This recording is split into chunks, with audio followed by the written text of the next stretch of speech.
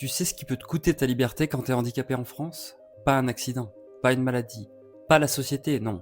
L'amour. Ouais, l'amour, le vrai, le simple, le banal.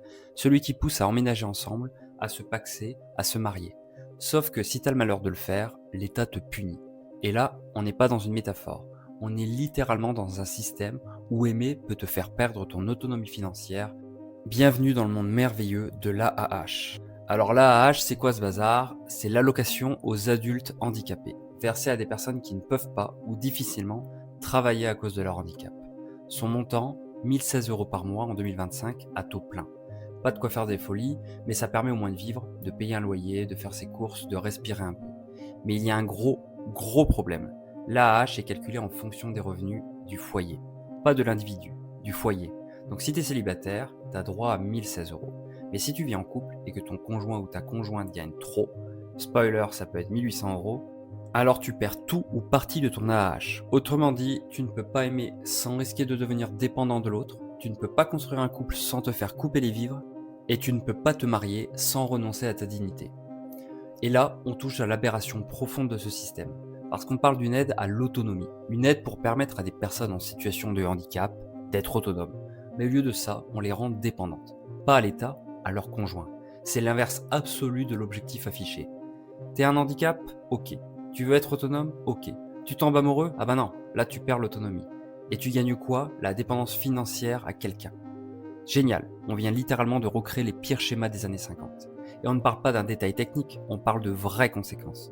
Quand une femme handicapée n'a plus d'AH parce que son mari gagne 2 000 €, on fait quoi si le mec devient violent? Elle peut partir? Non, elle n'a pas un rond.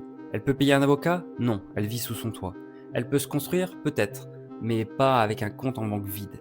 Et quand une personne veut vivre avec son ou sa partenaire mais n'ose pas, parce qu'elle sait qu'en emménageant ensemble, elle perdra son allocation, on appelle ça comment?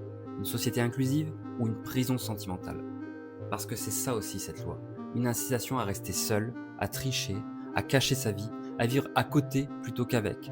Des couples qui font semblant de vivre séparés, des amours clandestines, des mariages reportés. En gros, l'État dit sois heureux, mais en silence. Et surtout, sans emménager avec la personne que tu aimes. C'est Kafka version CAF. Et pendant ce temps-là, tu sais ce qu'on entend dans les discours politiques? Inclusion, vivre ensemble, l'amour n'a pas de barrière. Oui, sauf la barrière des revenus de ton partenaire apparemment.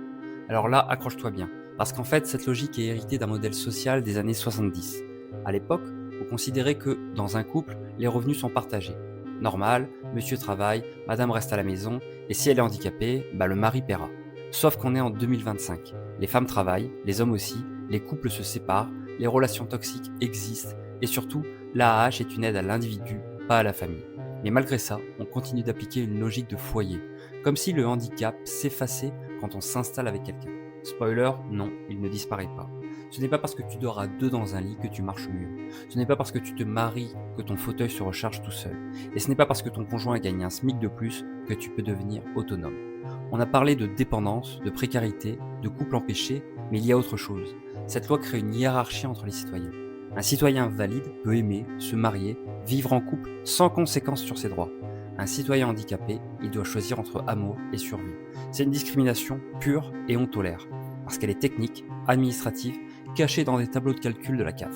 Mais derrière, ce sont des milliers de personnes qui en souffrent chaque jour. Et attention, ce n'est pas un petit sujet.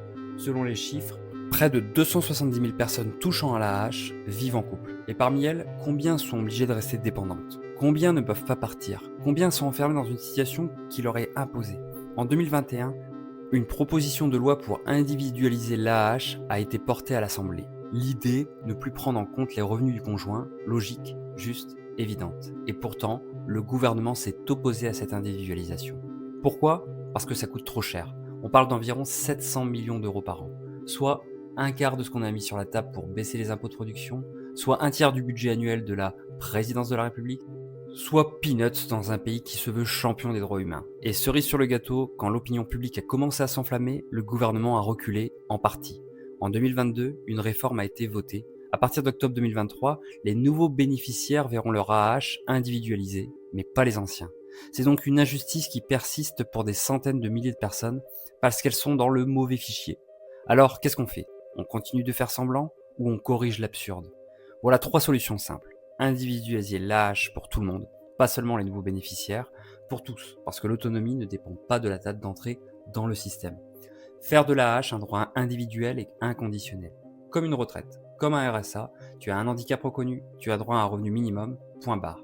Et mettre en place un accompagnement renforcé pour les personnes handicapées en couple, pour éviter les situations de dépendance, pour permettre de partir en cas de violence, pour offrir un vrai filet de sécurité. Et si vraiment on cherche l'argent, on peut peut-être commencer par regarder du côté des niches fiscales des plus riches, pas des fauteuils roulants. Il y a des lois qui font débat, il y a des lois qui font honte, celle-ci en fait partie. Elle crée des dépendances, elle empêche l'amour, elle fabrique de la précarité, et surtout, elle nous dit quelque chose de très moche, que quand on est handicapé, on n'a pas le droit à une vie normale, pas le droit d'aimer, de se projeter, de construire, alors que la vraie solidarité, c'est celle qui libère, pas celle qui enferme. La vraie égalité, c'est celle qui permet à chacun, handicapé ou non, de vivre comme il l'entend. Et la vraie fraternité, ce serait de dire une bonne fois pour toutes que l'amour, ce n'est pas un privilège de valide.